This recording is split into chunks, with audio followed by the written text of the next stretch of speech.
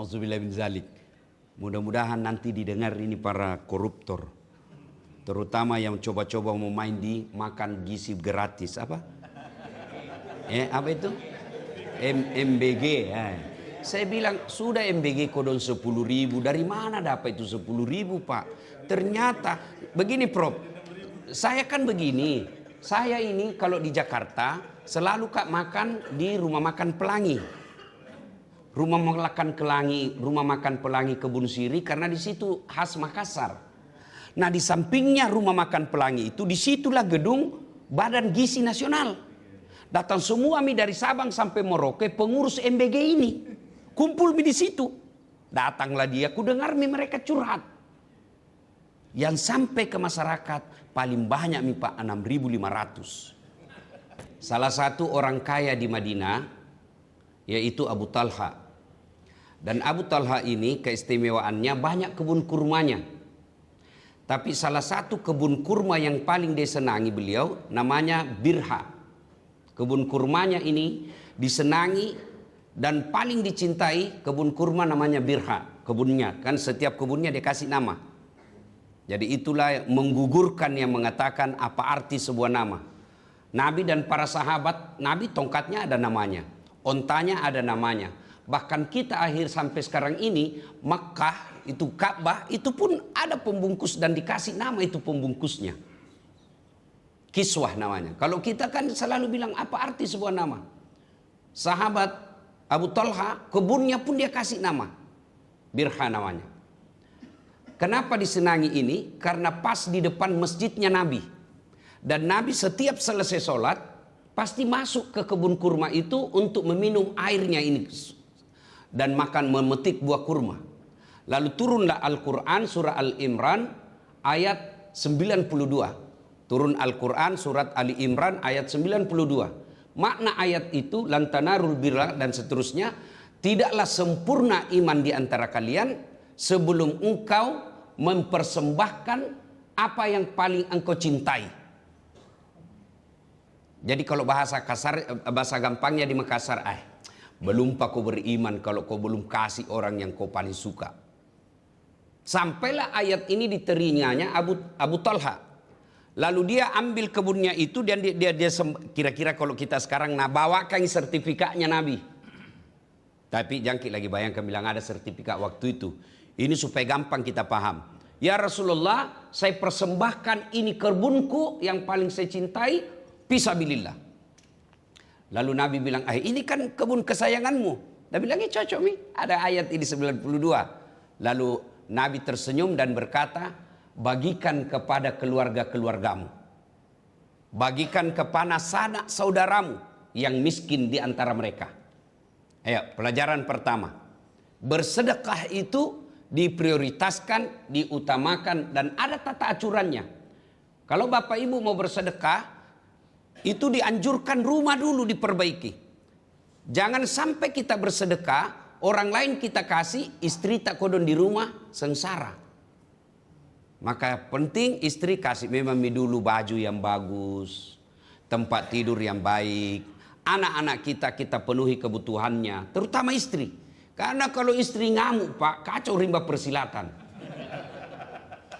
Ada dua penyebab perempuan cerewet di rumah. Ada dua penyebab perempuan suka ngomel di rumah. Satu, jarang dipuji. Dua, jarang kau kasih hadiah. Nah, maka kekurangan kita ini lelaki Bugis Makassar tidak romantis mulut tak. Susah sekali bilang sayang.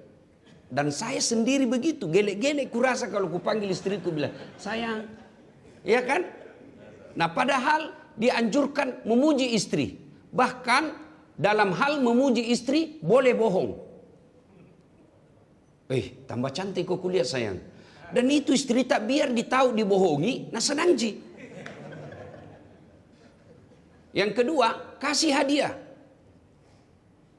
Kalau pulang kerja, kasih hadiah.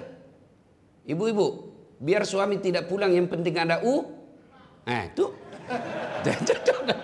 Nah tahu luar biasa. Jadi sebenarnya bukan kita nak cari, uang tak jina cari.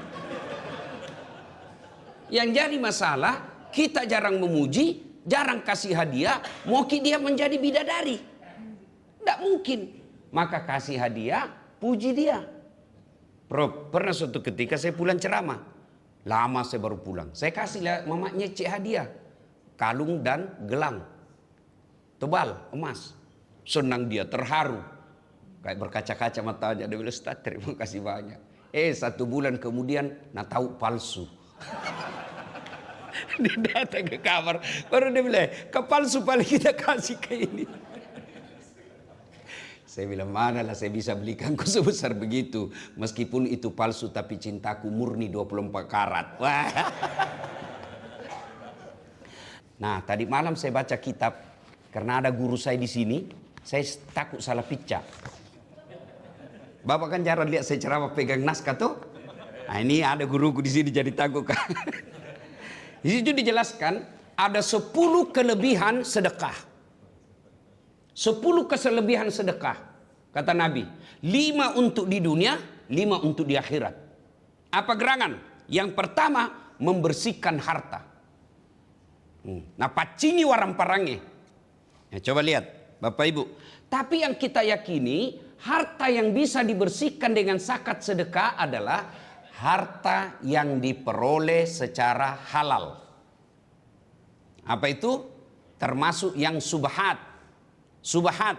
Apa itu subhat? Abu-abu. Kira-kira kalau pilkada main 2 kaki. Ya toh? Ada di A, ada tongi di B. Ini yang rasu-rasu yang begini nih. Ya kan?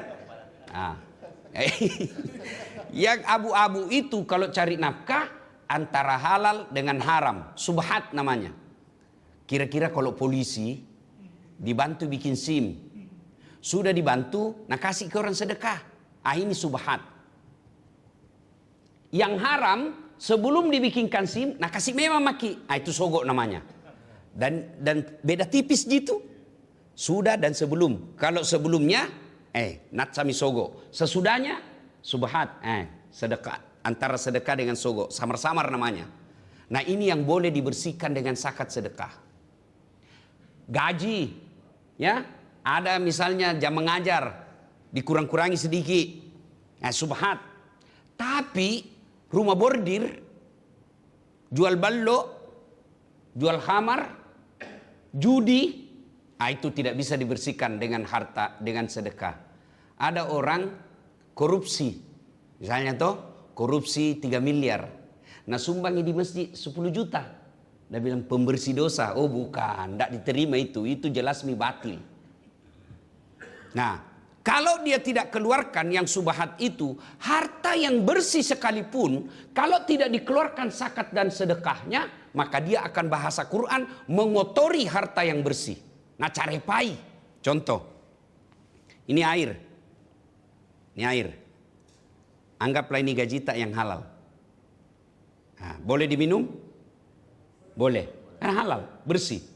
Tapi kira-kira tuan-tuan, saya buka kloset. Jamban. Kan ada airnya itu jamban kan? Jangan yang ada kuningnya Pak. Yang aslinya mau putih.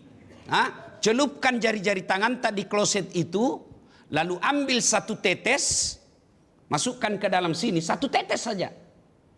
Kira-kira masih mau minum ini? Masih mau minum? Padahal setetes gitu. Itulah makna harta yang tidak kau keluarkan zakat sedekahnya mengotori hartamu yang bersih. Nah, kalau sudah kotor, maka jangan heran harta yang kita makan membuat istri kita keras hatinya, anak kita kepala batu. Dan kita sendiri juga dinasehati. Tidak ada perubahan. Apa nak bilang? Wita topi na witai. Tanten tonjan jenjong. Tangita mula tangitaku. Jamu jamamu jama-jamaku. Wita topi na witai. Nah karena mangkasaraka kucini tompi na kucini ki. Eja pina doang. Tena neja mutungko. 1. Yang kedua. Membersihkan badan dari dosa. Kadangkala kita Pak. Ini kita kepercayaan kita hanya kepada yang fisik, yang nyata. Padahal ada yang gaib. Gaib itu diantaranya membersihkan diri dari dosa. Karena ada 2 itu kepercayaan kita. percaya kepada alam gaib. Ada dua kan alam ini. Ada alam gaib, ada alam sahada. Alam sahada, alam nyata. Nah, yang kita lihat. Alam gaib itu membersihkan diri dari dosa. Nah, jadi kalau bapak-bapak merasa banyak dosanya, ya banyak-banyaklah bersedekah. Tapi yang banyak kita lihat, banyak dosanya, pelit. Kikirigal lah paku jambatan. Baru mau masuk surga. Kok kira ada orang dalam? Membersihkan diri dari dosa. Yang ketiga, menolak bala dan penyakit. Nah, ini pengalaman pribadi saya. Yang terakhir soal sedekah. Saya banyak punya pengalaman tentang sedekah. Pulanglah saya ceramah dari Freeport. Ketinggian. Selesai ceramah, tiba-tiba hilang suara saya. Susah saya ngomong. Saya pergilah ke dokter THT. Kasih masuk alat cacat, kepake kamera. Diagnosa dokternya berkata, waduh Ustadz, berat ini penyakit tak. Pita suara tak sarafnya rusak. Stres saya Pak. Sama Tom pemain bola rusak kakinya. Ya toh? Kalau penceramah rusak tangannya Pak, Anda tidak jadi cemas. Penceramah rusak kakinya masih bisa ceramah. Tapi penceramah rusak pita suaranya, pacemi. Saya bilang sama anggotaku, Dek, kamu pergi cari orang yang bisa kita bantu. Kita sedekah. Temukanlah yang Bapak lihat di IG saya itu, ada di Tanjung, yang sempat viral di medsos Makassar. Ada ibu-ibu, sendiri dia tinggal, buta kasihan, dan rumahnya gubuk-gubuk. Saya bilang kita ke sana.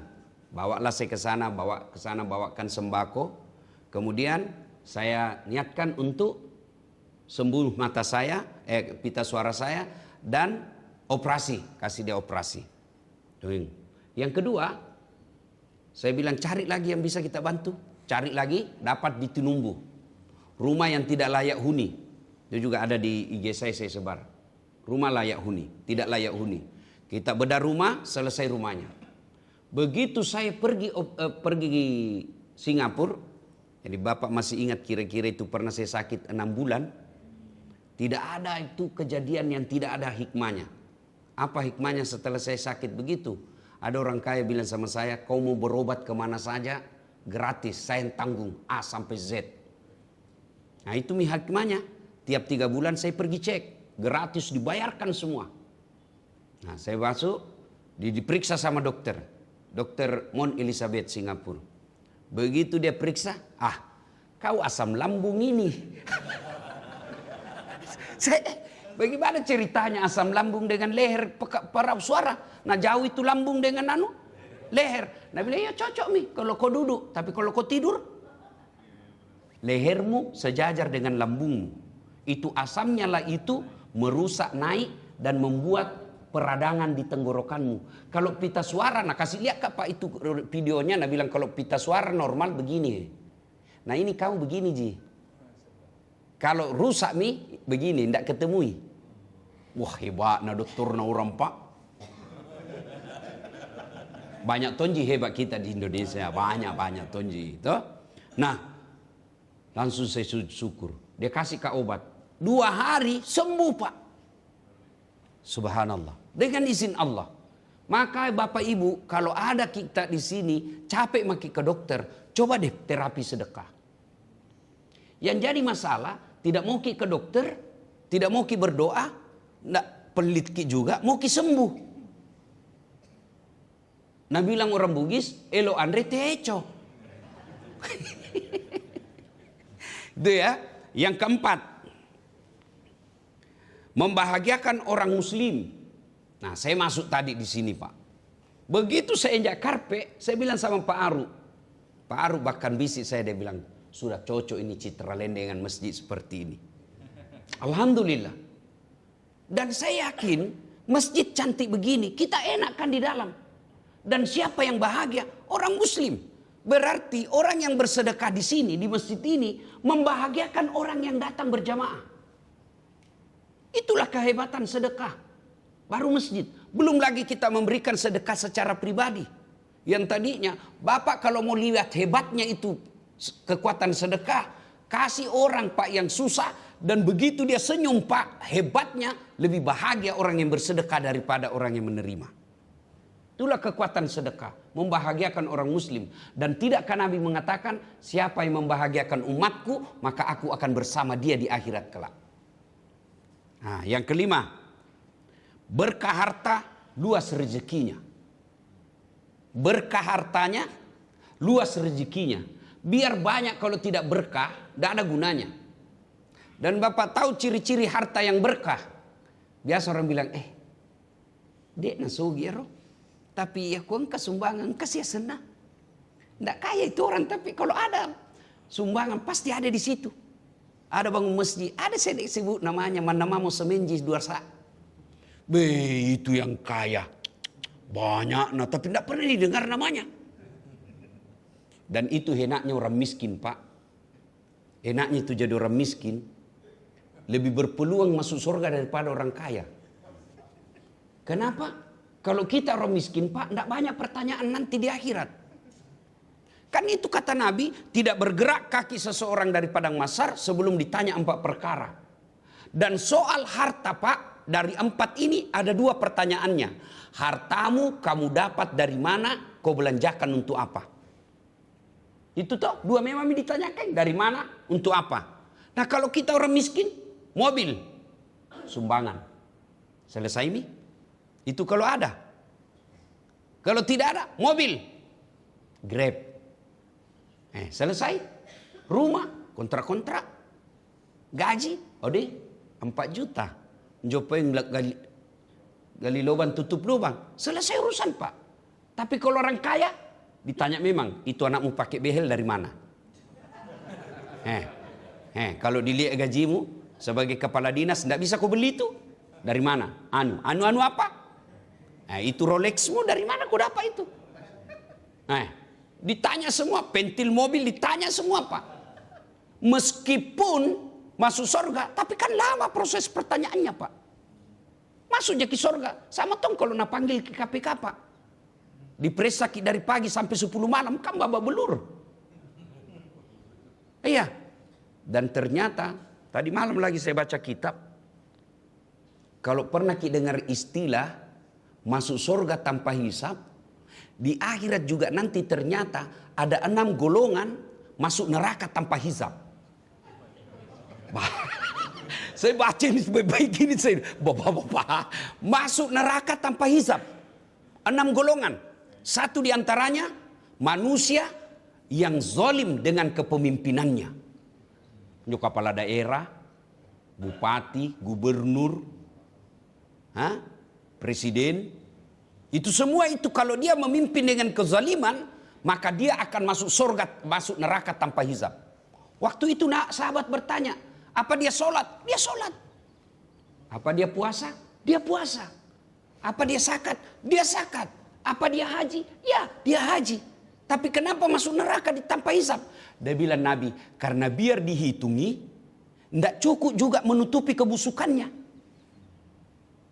Jadi dosa-dosanya tidak menutup. Baratnya, busuknya, dosanya lebih berat daripada kebaikannya. Biar ditimbangi, tidak ada gunanya. Bikin lama-lama saja. Daripada bikin lama orang ngantri, masuk kau saja. Karena bagaimanapun hasilnya sama Ji. Wah, saya bilang setelah saya baca ini, waduh, andai semua pemimpin tahu ini Pak, kira-kira tidak ada orang mau ikut pilkada. Itu biasa kan saya bilang, habis uang tak 50 miliar. Lalu dia korupsi. Masuk neraka. Adakah orang yang lebih bodoh dari ini? 50 miliar Pak habis duitnya, berujung penjara. Adakah orang lebih bodoh dari ini? Kalau saya ada uangku 50 miliar, saya sogok dulu Mamak Necek 5 miliar. Supaya disingka nggak kawin lagi. Iya Pak, bagi Prof. Masih ada 45 Pak. Nah kalau 5 miliar dikasih perempuan Pak, pasti goyang otaknya. Iya toh? Masih ada 45 miliar. 5 miliar pakai bangun masjid. Cantik itu. 10 miliar pakai modal. Masih ada 20 miliar. 10 miliar kita pakai keliling-keliling dunia. Menikmati. 10 miliarnya lagi kita pakai dakwah. Wah, ini yang disebut pandai menyikapi harta. Orang ikut pilkada. Nauzubillah min zalik. Itu kalau menang nih Pak. Pun dikalah tompak. Ini jangan ketawa dulu Pak. Tidak habis sampai di situ ini kisah soal hayat ini yang tentang masuk neraka tanpa hisab. Karena semua itu di akhirat nanti akan dimintai tanya jawab. Lalu orang yang dipilih ini, yang pemimpin yang zalim ini, dia bilang, ya Allah, di mana mahadilmu? Saya kan jadi pemimpin karena ada yang pilih Kak. Itu yang pilih Kak. Ditunjuk semua tim sukses. Pandra, sembako. Nah bawa temannya, dia bilang ini Pak Sambaleho. Ini yang pergi sosialisasi. Ini yang terima serangan fajar. Nauzubillah min zalik. Masuk neraka tanpa hisab. Lalu apa bedanya Ustadz? Yang jadi pemimpin dengan tim suksesnya, dengan penerima serangan fajarnya, sama-sama masuk neraka. Apa bedanya? Ponisnya. Ada ponis selama-lamanya, ada ponis 3 tahun, ada ponis 1 tahun. Sama Pak, pasal tentang korupsi. Ya kan? Ada yang cuma ikut serta, ada yang pelaku, ada yang namanya penginisiatif. Itu kan tingkatnya, tapi sama-sama kena hukum pidana. Yang membedakannya adalah hukumannya. Nah, nauzubillah min zalik. Mudah-mudahan nanti didengar ini para koruptor. Terutama yang coba-coba mau main di makan gizi gratis. Apa? Apa itu? MBG. Saya bilang, sudah MBG kodon 10.000. Dari mana dapat itu 10.000 Pak? Ternyata, begini Prof. Saya kan begini. Saya ini kalau di Jakarta, selalu Kak makan di rumah makan Pelangi. Rumah makan Pelangi Kebun Siri, karena di situ khas Makassar. Nah di sampingnya rumah makan Pelangi itu, disitulah gedung Badan Gizi Nasional. Datang semua dari Sabang sampai Merauke pengurus MBG ini. Kumpul di situ. Datanglah dia, ku dengar mereka curhat. Yang sampai ke masyarakat paling banyak Pak 6.500. Saya anggota dewan misalnya, dapat Kak jatah 5.000. Nggak mungkin saya bisa kerja itu. Nah maka apa? Dia kasih orang lain. Misalnya, Baco, saya bilang, ada nuku bos, 5.000. Kau kerja ya? Karena anda ada dapurku saya. Bikin kau dapur dulu. Oke, bikin dapur. Modal miliaran. Sudah? Yang 5.000 ini, enggak mungkin saya kasih gratis bos. Ada namanya uang lewat. Kan saya kau lewati. Ya kau lewat begitu Pak. Ada tontur, ku dapat. Minta 1.000 sampai 1.500. Yang 10.000 berapa Mami? 8.500. Yang dikasih ini 5.000 ndak mungkin nak kerja semua. Nah kasih tamannya. Ambil mako 2.500 nah. Uang lewat sen di situ. Kasih tongat 500, keluar 2.000. Motongi untung, akhirnya yang sampai 6.500. Dengar ini pengelola. Dengar Pak. Ada doa orang-orang yang makbul. Salah satu diantaranya fakir miskin yang teraniaya. Nah bukan orang kaya itu yang makan 10.000 Pak. Pasti fakir miskin. Lalu diambil lagi haknya. Dan dia berdoa. Dia tidak pakai bahasa Arab doanya. Bahasa Bugis. Andre kok. Bayangkan itu dia. Ada tekanannya Pak. Ada tekanannya. Dia bilang makan kok tapi Bapak bisa pahami itu kok. Andre lah wajah. Wih, bayangkan itu Pak. Hancurlah kau. Maka hukuman dunia bisa jadi diperiksa. Saya tanya-tanya lagi tuh yang datang-datang di situ. Karena kenapa banyak kontraktor masuk ke dunia MBG ini? Dia bilang Ustadz, efek dari efisiensi. Tidak ada pembangunan infrastruktur. Nah ada ini pegawai mau dikasih kerja. Ada ini bank yang mengejar kita. Ada proyek makan gratis. Ada tim sukses, kami ini tim sukses dulu. Masuk. Bayangkan Pak, dari pengusaha kontraktor jembatan, tiba-tiba ngurus makanan. Ini salah memang ini Pak. Karena Nabi bilang, siapa yang diberikan pekerjaan tidak sesuai dengan keahlinya, tunggulah kehancurannya. Maka prinsipnya, selama MBG ini dinilai sebagai proyek, maka tidak akan berhenti masalah. Tapi selama MBG ini dinilai sebagai ladang amal, berpastabikul khairat, insya Allah akan menjadi solusi mencerdaskan kehidupan bangsa kita. Banyak lagi masih ada sebenarnya 5 untuk sedekah, manfaat sedekah di akhirat. Tapi karena waktu yang terbatas, ya saya kira demikian.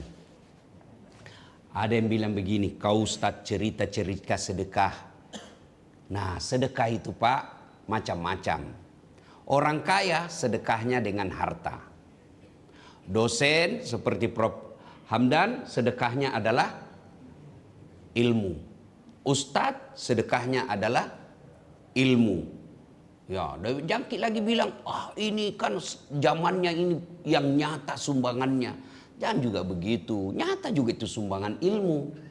Ya, dia bilang harus yang nyata dong, bangun jembatan. Ya bangun jembatan bagi kontraktor. Iya kan? Bagi ustadz ngajarkan fikih. Masing-masing ada sedekahnya. Kalau kita mau semua nyata, suruh pala itu ustadz pergi urus kontraktor. Jembatan, baru itu kontraktor kau suruh ceramah subuh. Kan ada tom biasa petuai itu tuh. Nah, sedekah. Ya, bagi penjabat sedekahnya adalah jabatannya. Bagi anggota DPR, sedekahnya adalah ngomong. Maka ngomong ketika di orang demo, saya heran juga kadangkala. Orang datang demo kan menyampaikan aspirasi. Dan kalian yang menerima aspirasi. Di DPR itu ada gedung. Namanya ruang, apa Pak Aru namanya? Ruang aspirasi. Di situ orang menerima. Ini masalahnya datang orang demo, lari sama anggota DPR. Mestinya kamu ngomong. Soal sudah ngomong atau tidak. So, kalau sudah ngomong, lanjutkan atau tidak ada solusi, jelas kita ngomong. Sudah ngomong. Kalau kau tidak ngomong anggota DPR, anak STNK pergi bawa bambu. Di Bapak saudara-saudara sekalian, kita bukan pengusaha, bukan pemimpin, bukan ilmuwan. Apa yang disedekahkan? Jangan putus asa. Islam itu, Allah itu maha penyayang. Sedekahlah dengan apa? Senyum. Tidakkah kata Nabi, senyum adalah sedekah. Bayangkan, apa makna dari hadis itu? Jadilah rahmatan lil alamin. Kalau kita tidak bisa bersedekah di masjid, sedekah duit, sedekahlah dengan datang bermusyawarah. 10 anak disuruh potong, kita cari mana yang beleng-beleng. Potong anak, wah ini beleng-beleng ini. Iya toh? Ibrahim mikir, ini wahyu atau mimpi? Mikir Ibrahim. Tanggal 8 Zulhijjah itulah sekarang kita sebut dengan hari Tarwiyah, yang artinya hari berpikir-pikir. Maka kita sunnah puasa. Tanggal 9 Zulhijjah, bangun lagi Ibrahim. Ibrahim, potong anakmu. Kau sudah janji sama saya. Bangun. Ibrahim katakan, ini wahyu, bukan lagi mimpi. Yakin 100% perintah Allah. Maka tanggal 9 Zulhijjah kita sekarang disebut hari Arafah atau hari penuh keyakinan, puasa. Tanggal 10 Zulhijjah, Ismail diajak ngomong bapaknya. Mail. Kalau di Makassar Mail. Ismail. Mail, sini kau dulu. Apa Pak? Ini saya diperintah Tuhan, gue potong kok. Bagaimana menurutmu? Ibu-ibu, kalau anaknya ibu di rumah kira-kira dikasih tahu begitu. Nah, saya diperintah potong kau nak. Apa dia bilang anak kita? Dilihat dulu kakeknya. Ini aja Pak yang sudah tua. Masuk akal enggak Pak? Masuk akal enggak? Masuk akal. Ini namanya anak cerdas, tapi tidak soleh. Tapi apa jawaban Ismail? Pak, kalau ini perintah Allah, jangan Bapak ragu. Laksanakan insya Allah bapak dapati saya anak sabar. Maka ibu berdoa anak yang soleh, bukan anak yang kaya, bukan anak pejabat, bukan anak cerdas, anak yang soleh. Itu doanya pendek bu. Rabbi habli minas solihin. Untuk apa anak kaya kalau pelit? Untuk apa anak pejabat kalau bikin malu keluarga? Berapa banyak orang tuanya terhormat, anaknya jadi pejabat, satu keturunan malu. Karena anaknya tidak punya agama. Maka kita minta, Rabbi habli minas solihin. Berikan hamba anak yang soleh. Pelajaran kedua, Ismail. Coba Pak, Ibrahim sudah nyata perintah Allah, tapi masih ajak ngomong anaknya. Kita orang tua sekarang otoriter. Ya? Dia gagal polisi, anaknya dia paksa. Pokoknya kau yang lanjutkan cita-cita bapak. Nah anaknya mau jadi insinyur. Pokoknya kau jadi dokter. Anaknya suka peternakan. Tidak boleh. Ibrahim sudah nyata perintah Allah, masih diajak ngomong anaknya. Tolong buka kakiku. Kenapa? Karena kalau saya diikat, nanti Allah berfirman menyangka saya terpaksa dan tidak ikhlas. Allah lihat itu malaikat, malaikat. Kau lihat hebatnya ini anak. Lalu malaikat memuji Allah dengan mengeluarkan Allahu Akbar, Allahu Akbar, Allahu Akbar. Mendengar itu, Ibrahim menyambutnya dengan kalimat La ilaha illallah huwallahu akbar. Lalu Ismail menyempurnakan memuji Allah, Allahu Akbar walillahil ham. Itulah kalimat yang kita ucapkan kalau takbiran. Allahu Akbar, Allahu Akbar, Allahu Akbar. Pujian Ibrahim malaikat. La ilaha illallah wallahu akbar. Ibrahim alaihissalam. Allahu Akbar walillahil ham. Ismail. Sudah. Allah perintahkan Jibril. Itu ada kibas di sorga yang pernah jadi maharnya anaknya Adam ketika menikah. Ambil itu kibas, ganti lehernya Ismail. Digantilah lehernya Ismail, selesailah kisah Ibrahim menyembelih anaknya. Seluruh malaikat memujinya. Nah, apa hubungannya dengan keluarga? Satu, ibu-ibu, ini bisa terjadi kalau agama kuat dalam rumah tangga. Carita mati anak bisa soleh kalau agama lepas. Tidak mungkin istri taat kalau dia tidak kuat agamanya. Tidak mungkin suami tanggung jawab kalau longgar agamanya. Maka modal utama dalam berumah tangga, agama, bukan cinta. Sayang orang tua kalau mau kasih nikah anaknya, kau cinta Jina, maka begitu cintamu. Ada di kerjanya nak, kerjanya mapan, cintanya ada, gagah, cantik, jabatannya bagus, uangnya banyak, tidak ada agama. Itulah yang mempermainkan anak kita. Tapi kalau agamanya ada, meski kerjanya tidak jelas, tapi dia punya tanggung jawab. Coba lihat anak-anak orang kaya yang tidak ada agamanya. Dia hina anak kita. Banyak uangnya, tidak ada agamanya, dia tidak ada hormati itu besannya. Kenapa? Ada duit saya. Tapi kalau ada agamanya, makin banyak duitnya, makin dihormati orang. Kenapa? Agama adalah patokannya dalam hidup. Maka Bapak Ibu, agama anak ke anak kita. Saya mau tanya dulu ibu-ibu, tolong jawab dengan jujur. Bu Ibu, Bu, bagaimana proses agama di rumah? Rumah mewah, ada pengajian? Alhamdulillah. Jangan sampai lebih sering arisan daripada taklim. Ayo. Percaya bapak-bapak, anak ini harta paling berharga. Bapak kalau ibu-ibu kalau meninggal siapa yang doakan ibu? Suami. Jangan harap bu, kawin lagi. Bener. Ada sama yang di Makassar tetanggaku, dia bilang Ustaz, jelek betul sifatnya itu tetangga saya. Kenapa? Baru 3 bulan istrinya meninggal, belum lagi kuburnya kering, dia kawin lagi. Saya bilang itu lebih hebat tetanggaku, belum mati istrinya dia kawin. Apa? Dia bilang mamanya, cek istri saya. Jadi kalau saya duluan menikah, Ustadz juga kawin lagi. Sini kau sayang. Jangankan kau meninggal, masih hidup saja kau, saya selalu berpikir kawin lagi. Apalagi kalau kau sudah mati. Siapa yang doakan ibu? Siapa? Anak. Apa ibu tidak rindukan?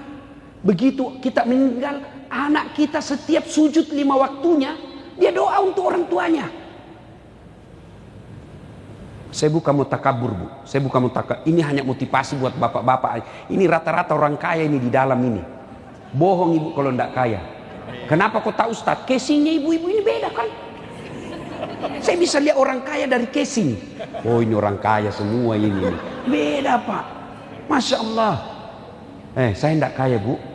Alhamdulillah ibu bapak saya bikinkan masjid. Ibu saya kasih nama Hajjah Sitimang. Bapak saya kasih nama Masjid Abdul Latif. Saya lagi bangun lagi sekarang masjid nama saya. Itu yang kita nanti. Apa ibu tidak merindukan ketika nanti ibu sudah rapuh, tua, anak kita berlomba-lomba untuk mengumrohkan anak kita. Dek, bulan ini ibu di rumah ya, bulan depan baru kau urus. Apalah artinya hidup ini kita tua, banyak duit, anak kita menjadi beban di dalam hidupnya. Datang baru duduk mamanya, kata istrinya, kapan datang mak? Baru sayang, kapan pulang?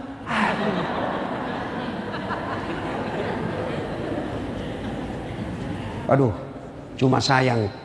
Maafkan saya ibu ya, ini gunanya ceramah. Jangan marah ibu ya, supaya ada boleh pulang ada oleh-oleh ceramah. Sayang ibu-ibu sekarang lebih sibuk ngurus kecantikan dirinya daripada didik anaknya. Lebih sibuk periksa HP-nya suaminya. Apa gunanya kau periksa itu HP-nya suamimu? Jangan ketawa ibu, saya serius ini. Ayo, datang suaminya, mana HP-mu coba lihat. Apa suami bagaimana tidak cepat serangan jantung? Kau tahu Ustaz, karena saya begitu. Kenapa ada mantanmu di sini? Namanya mantan, tidak mungkin di-delete. Ini mantan bukan aplikasi yang bisa dihapus, tidak ada bekasnya. Ini hati Bu. Daripada sibuk ngurus HP, urus anak. Urus anak. Suamimu terlantarkan kamu, anakmu nanti yang angkat derajatmu. Suamimu selingkuh, anakmu nanti yang muliakan. Dan itu anak dia bisa bedakan mana orang tuanya yang baik. Kalau ada selisih saya gampang, orang curhat, saya mau tahu suami atau istrinya yang masalah, saya lihat mana dibela anaknya. Maka ibu-ibu, apalagi usia senja, apalagi kita yang sudah muka-muka sakaratil maut, inilah penyakitnya ibu-ibu, tidak mau dibilang usia senja, maunya terus dibilang, oke lah ibu-ibu yang masih cantik-cantik. Masya Allah. Untuk apa lagi? Ayo anak Bu, gimana cara didik anak Ustaz? Coba tiap hari Bu baru bangun, mau tidur, pengajian. Tua, Bu ibu, cukup kasih makan barang halal anak kita. Barang halal. Nah sekarang orang tua lebih gelisah, malu kalau anaknya tidak punya iPad, malu kalau anaknya tidak pakai behel, malu kalau anaknya tidak punya mobil. Memangnya ada orang masuk neraka gara-gara tidak punya mobil? Yang masuk neraka karena anaknya tidak sholat. Maka penting pengajian ini, ayo evaluasi kembali cara didik anak. Jangan berharap anak sopan kalau ibu bapaknya selalu dilihat bicara kasar. Anak yang dulu karena waktu terbatas. Yang kedua, Ibrahim itu suami yang baik. Cerita mati bapak mau didengar istri, kalau bapak bohong terus tidak bakal. Jadi kalau bapak mau didengar istri, jangan bohong. Satu bohong yang boleh. Bohong untuk membahagiakan istri, boleh. Bohong yang bagaimana Ustaz? Ibu beli hadiah, kain, kasih. Gimana Pak? Bagus enggak? Paling bagus ini. Selama kita menikah ini baju yang paling baik. Malah kalau bapak jujur dosa. Bodoh memang kamu ini. Warna apa ini? Bohong seperti itu boleh. Nah, bagaimana suami yang baik? Suami yang baik teladan. Jangan harap istri kita mau izin keluar kalau kita juga kadang-kadang tidak keluar. Keluar tidak menyampaikan. Ini juga perlu ibu. Ibu-ibu, bu, suami tidak wajib minta izin. Tidak. Istri wajib minta izin. Kenapa Ustadz? Karena langkahnya ibu ditanggung oleh suami. Sementara dosanya suami ibu tidak tanggung. Kedua, suami memang tugasnya lebih banyak di luar. Istri harus banyak di dalam. Jadi kalau sedikit-sedikit izin, repot. Maka laki-laki itu bukan minta izin, tapi memberi izin. Laki-laki itu menerima laporan, bukan melapor. Ibu tahu ini, di situ pintu masuknya setan. Itu kata Nabi. Ibu mau tidak dirindukan surga? Satu, kata Nabi, aqimis salah. Dia puasa, dia sholat. Dua, dia puasa Ramadan. Tiga, dia jaga harga dirinya. Empat, dia taati perintah suaminya. Kalau ini diamalkan, tadahulul jannati bisalam. Masuk ke surga dengan penuh keselamatan. Pintu surga yang kamu mau, terserah. Tapi setan tahu ibu. Setan tahu. Makanya apa? Dia hasut kita. Lawan suamimu, lawan suamimu, lawan suamimu. Nah, itu pintu masuknya. Setan. Maka boleh tidak perempuan cari nafkah? Boleh. Cuma kalau dia cari nafkah dan banyak uangnya, potensi melawan suami. Maksudnya apa Ustaz? Saya tanya ibu. Kira-kira kalau suami ibu gajinya 5 juta. Ibu gajinya 20 juta. Kira-kira masih menghormati suami enggak? Ibu aja enggak punya gaji, kita lawan suami ibu.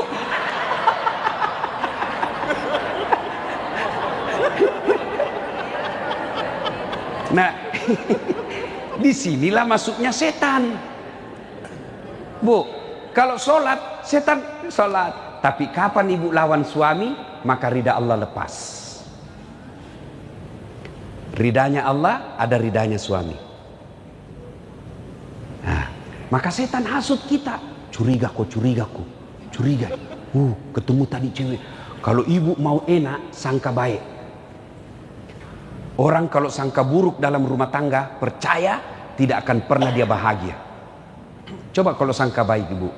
Telepon suami tidak dijawab pagi-pagi. Oh, lagi sholat duha. Mungkin enak perasaan. Telepon lagi siang. Oh, berjamaah duhur ini. Kan? Sore lagi telepon, tidak dijawab. Jam 5 sore ada WhatsApp teman. Saya lihat suamimu di sampingnya ada cewek di atas mobil. Oh, berarti dia lagi nge-grab. Iya kan? Enak perasaan ibu toh. Tapi kalau sangka buruk terus, ilaha illallah, tidak bisa tenang. Istri saya suka ngomel, takdirnya itu bu. Kalau ada perempuan tidak ngomel, pasti ada kelainan. Benar, hobinya itu perempuan ngomel. Dan satu lagi pak, perempuan itu ahli sejarah. Sekali bapak bikin kesalahan, sudah wassalam. Nggak bakal, itu dia ulang pak. Pak, coba dinasehatin, dia punya salah. Bagaimana caranya dia ngomong supaya kembali kepada kesalahan itu ke kita. Itulah perempuan. Memang begitu fitrahnya perempuan. Bagaimana beratnya penderitaan bapak tidak seberat penderitaan ibu hamil. Ya, bapak merasakan hamil. Gampang, ambil kelapa pak, 1 biji aja pak, masukkan di dalam baju, kemana-mana bawa pak. Mau boker. Itu coba ibu-ibu kalau boker bawa toh. Nggak ada orang mau berak, simpan dulu berat sekali. Nggak ada pak. Dan berapa lama? 9 bulan pak. Ibu masih ingat waktu hamil? Ingat? Ada ndak yang tengkurap? Selama ibu hamil, ada ndak tengkurap? Gaya pasrah pak. Coba bapak, berapa lama ibu tidak tengkurap? 9 bulan pak. Bapak 1 bulan aja ndak tengkurap, pusing. Iya toh?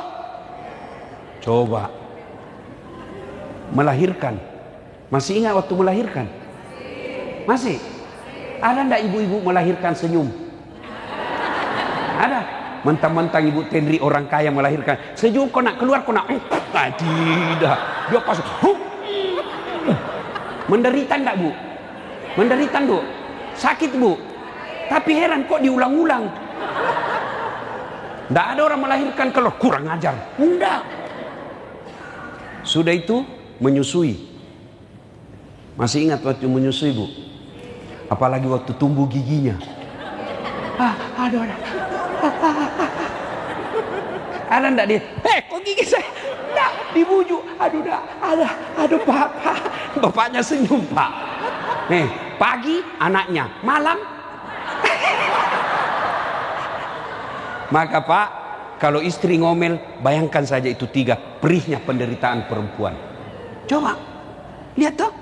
Itulah sebabnya Nabi ketika ditanya, ya Rasul, setelah Allah dan Rasulnya siapa yang saya taati? Apa jawabannya Nabi? Ibumu. Setelah itu siapa?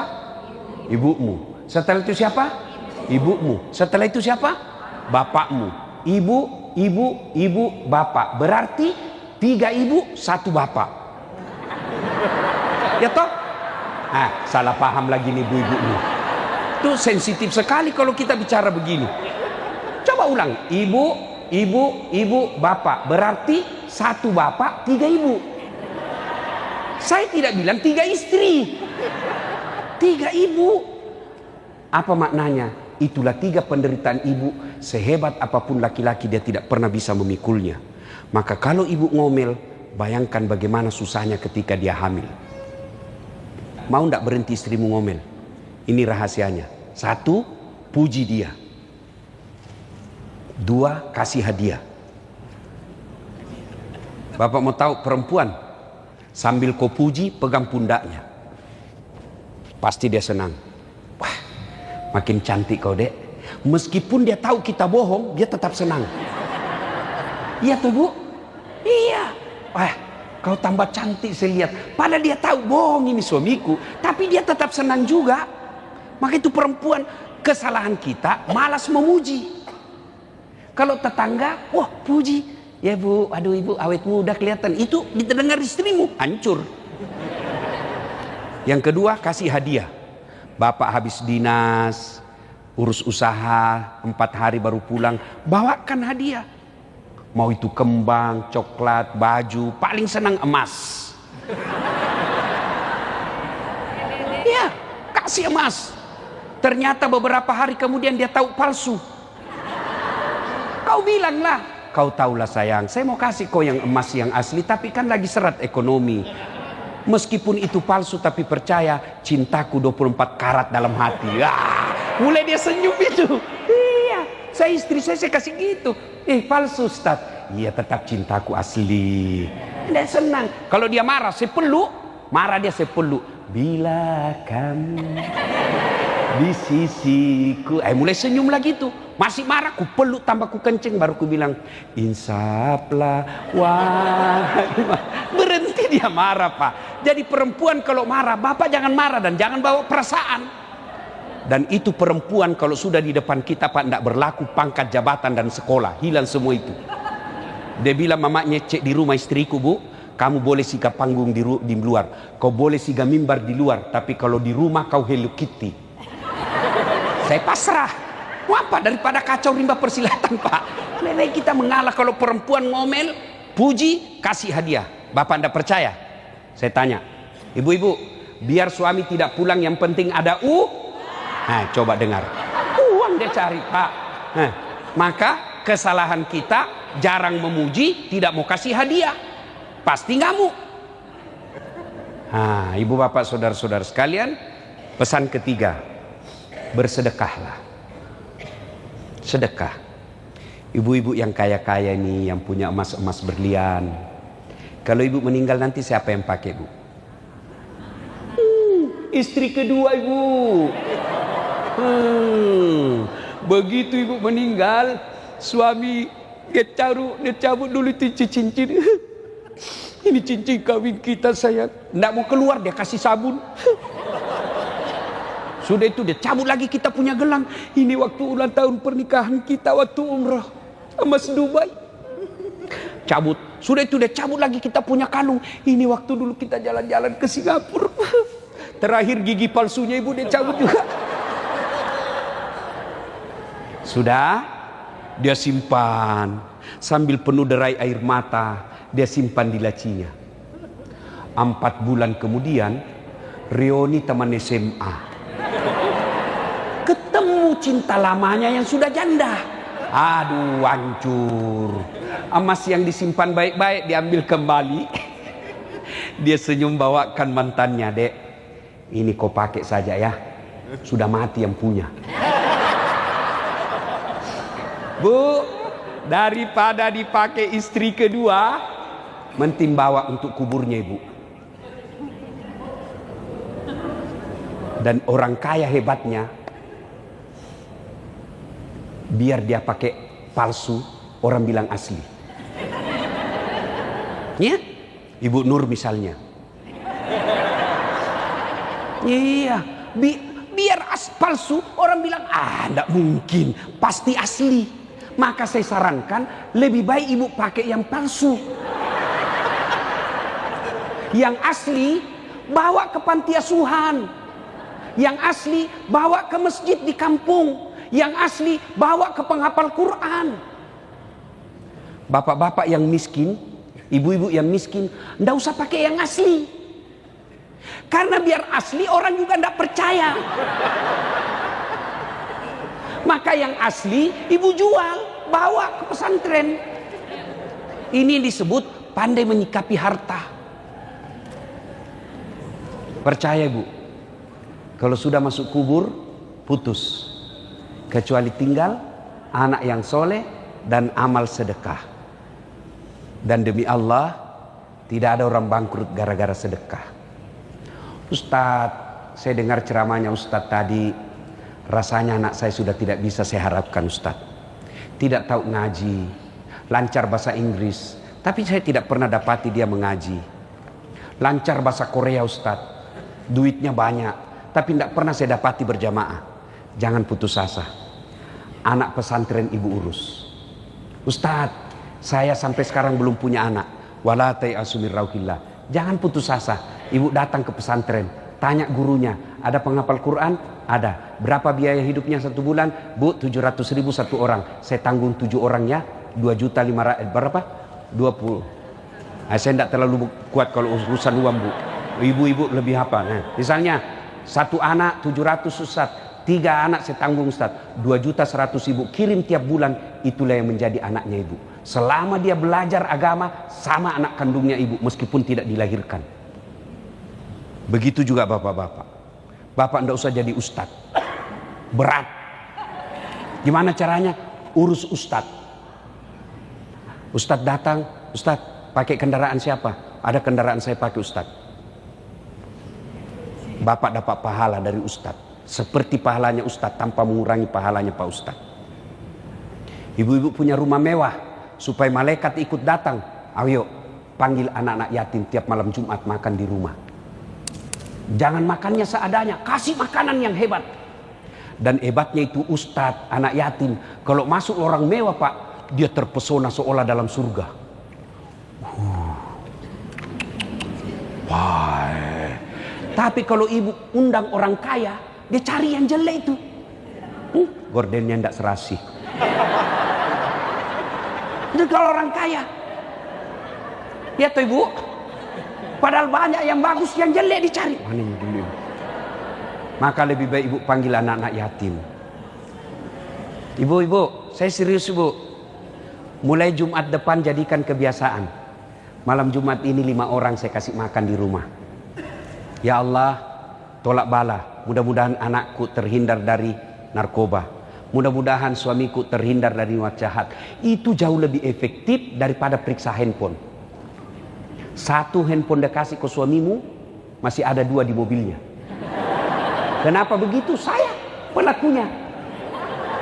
repot juga kalau setiap saya repot, lebih kita sembunyi dua. Kau periksa, bisa dia ganti namanya. Kan ada dulu mantanku, Bu, cinta-cinta monyet dulu di kampung. Setelah saya viral selalu menelpon. Saya mau blokir, ndak enak. Saya mau terima, perasaannya istri saya hormati. Terpaksa ku tulis di situ namanya penjual batu bata. Lagi saya duduk-duduk, tiba-tiba bunyi telepon. Dia bilang mamanya Cek, Ustadz ada telepon. Siapa sayang?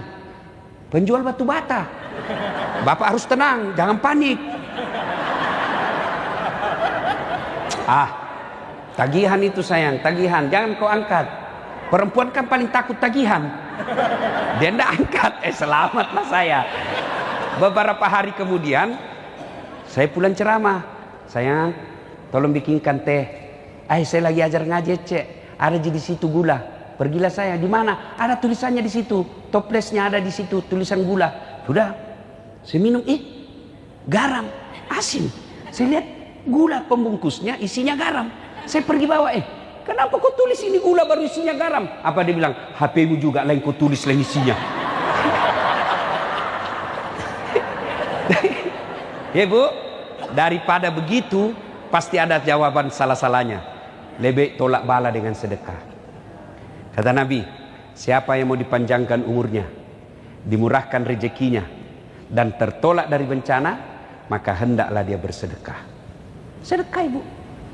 Ibu punya kudung 25. Kenapa banyak sekali, Bu? Pakai 2 aja orang sudah bilang gila, apalagi beli pakai 5. Tidak mungkin. Jadi gimana? Kita pergi majelis taklim di kampung-kampung. Ayo ibu-ibu kumpul kudung-kudungnya yang bagus dan jarang dipakai. Ayo kita sedekahkan ke majelis taklim. Itu baru manfaat. Simpan di rumah saja kan bingung. Mana dulu ku pakai, sudah pernahkah ku pakai ini? Oh belum, nggak matching kira-kira ini. Bingung. Coba kalau cuma 2, langsung selesai. Saya juga begitu, Bu. Waktu masih sedikit baju saya, Bu, nggak repot. Ini cek. Sekarang setelah banyak bingung. Apa ini sudah ku pakai? Karena saya pernah benar, Bu. Saya ceramah, ada ibu-ibu saya lewat, dia bilang, itu lagi bajunya yang di YouTube. Ya, ibu-ibu, sedekah. Mudah-mudahan pulang ini wujud konkret sedekah. Kenapa saya tekankan ini? Karena saya tahu di sini ibu-ibu yang Allah berikan rezeki yang berlebih. Insya Allah tidak ada orang bangkrut karena dia rajin sedekah. Sebaliknya kalau dia pelit, tidak ada orang suka. Jangkau ke rumahnya, dia pelit. Padahal dia juga pelit. Itu jeleknya, itu pelit, Pak. Tidak ada yang suka itu orang pelit. Maka kalau mau murah rezekinya, bersedekahlah, tolak bala, insya Allah. Bapak saudara-saudara sekalian, ini saja tausiah kita. Mudah-mudahan ada manfaat. Saya menutup, inna a'tainakal kautsar. Sungguh betapa banyak nikmat yang Allah berikan kepadamu. Fasholli li rabbika wanhar. Maka bersolatlah dan berkurbanlah.